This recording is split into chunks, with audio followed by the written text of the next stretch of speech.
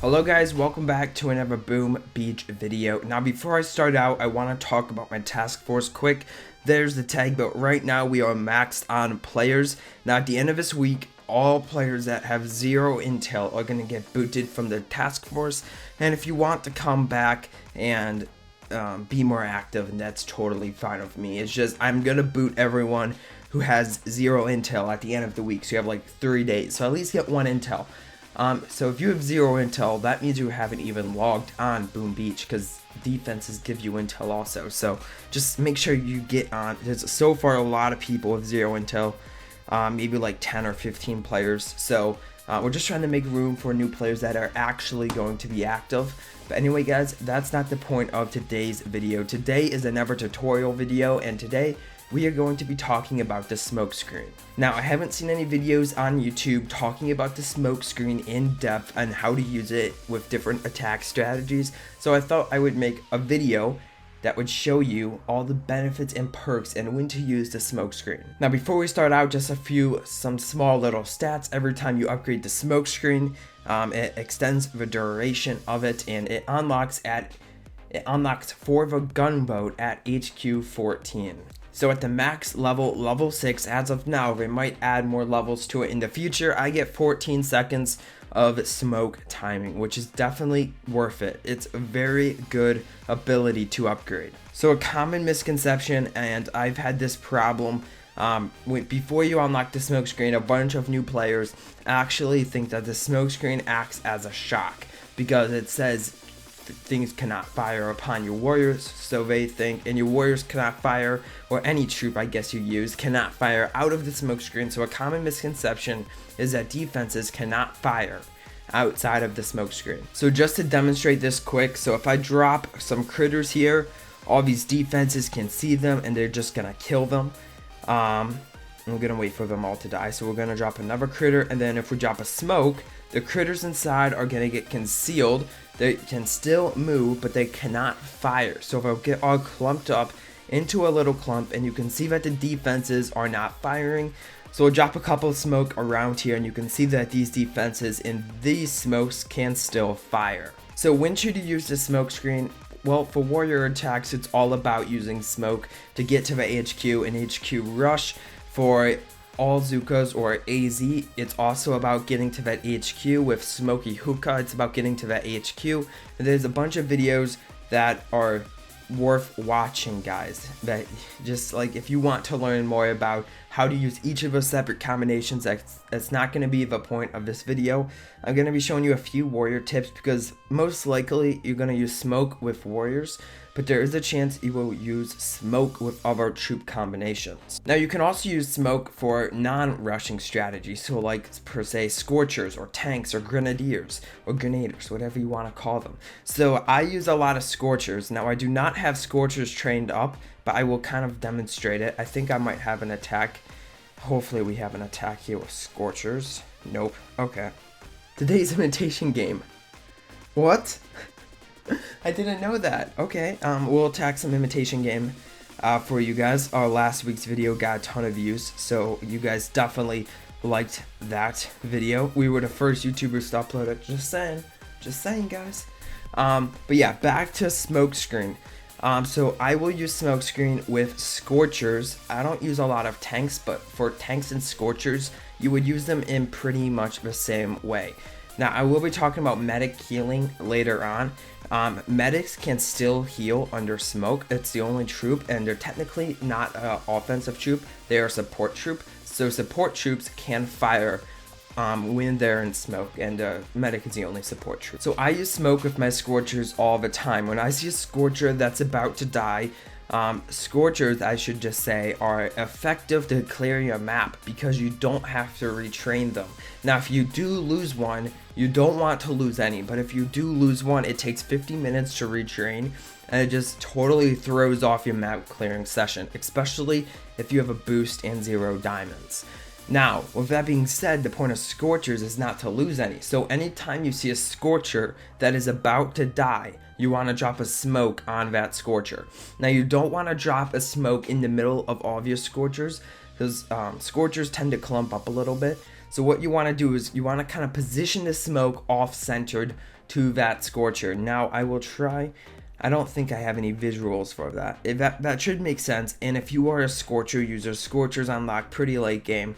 So, I mean, you'll kind of learn about it. Now, each smoke level has the same radius and the same circumference and the same size. So even if you upgrade it, the only thing that changes is the smoke duration. Now you can see here that my warriors can run outside the smoke. I did a pretty good job of keeping them all inside the smoke. If they start running outside the smoke, usually you're running at a slant, which is not good. You never want to run at a slant with your warriors.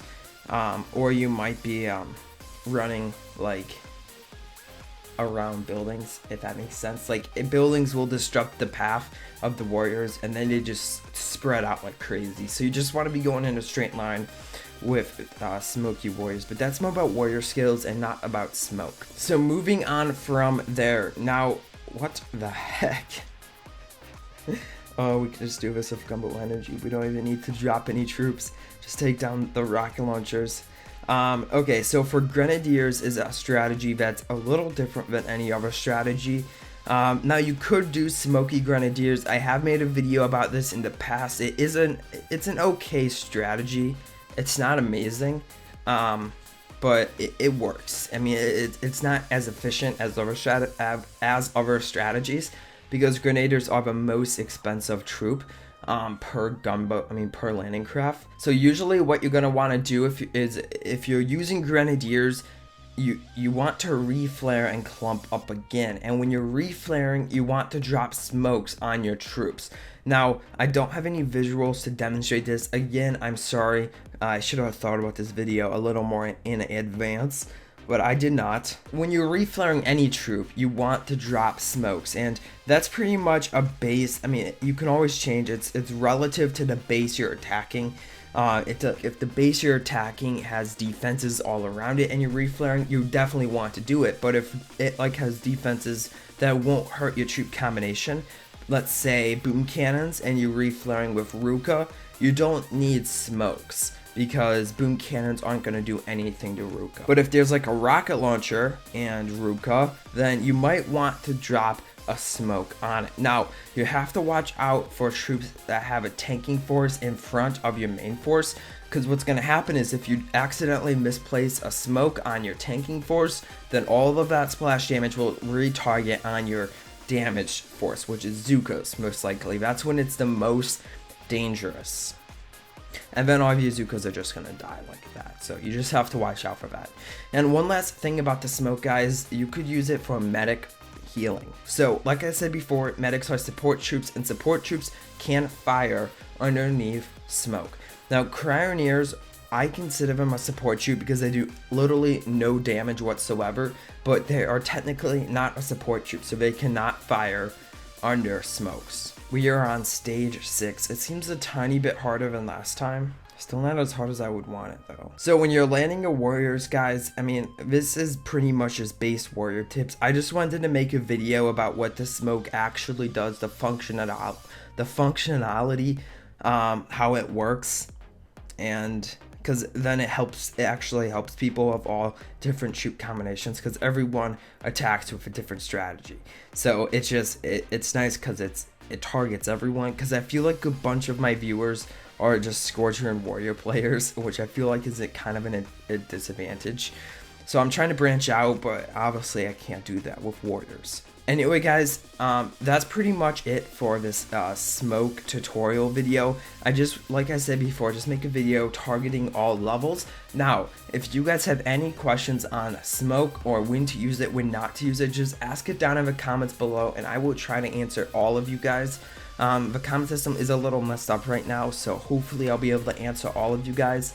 And also, we blacklisted URLs, so links, so you can't paste links in the chat, and we did that because so many hackers were posting links in our chat saying get free diamonds here, so we're just trying to stop that. So anyway, this base is not that hard. 100% honesty, man. Honesty, not hard at all. So you can see here that you kind of want to place your smoke out. As soon as a troop runs out of smoke, your strategy can easily die. This goes for Zukas, this goes for Warriors, any combination. pretty much as soon as a troop runs out of that smoke, that's when you're screwed. So you just have to seriously watch out for that. Now, I didn't talk about shock mines in this video, and I am going to lose a lot of warriors here, but you could see from those shock mines that the shock mines stop your troops. And if you don't have a high enough troop level, this goes for warriors only. If you don't have a high enough troop level, a high enough smoke level, your smoke might wear off before a shock mine wears off. And if this happens, you're pretty much screwed. I'm not gonna lie. And I lost the attack. That's just embarrassing for me. I'm gonna attempt again. That was a major fail though. So yeah, just watch out for shock mines. When you counter a shock mine, you have two options. One, just ignore the troops that got stuck. I would say ignore the troops if less than 15. Well, I'm a max player, so 15 out of 64, whatever that ratio is. If that many warriors get stuck, that would be about 30, 60. So that's like a fourth of your warriors. So if more than a fourth of your warriors get shocked, I would say drop another smoke. Do not drop another smoke if your flare is way over here and they get stuck here, because you're just gonna screw up your entire attack. Drop another flare, reflare close, get all of your warriors in a clump, maybe heal them up if you need to, and then continue walking. It might help if you actually took down the shock mines, and I can't remember where the shock mine was here. Oh, forgot damage carried over. Okay, I didn't even need to train my warriors. That works. So yeah, imitation game gets taken out. I'm super happy that I didn't have to attack it again. But yes, I hope you guys did learn something from this tutorial video. If you did, be sure to drop a like. As always, there's an imitation game playlist and a tutorial playlist in the description down below, so definitely go check that out. Also, one more thing, because I know people are gonna comment this, imitation game is not based on medals. It's the same basis for everyone. Just because I'm low in medals, it doesn't mean I'm getting an easier imitation game. Okay? I'll talk to you guys next time. Bye.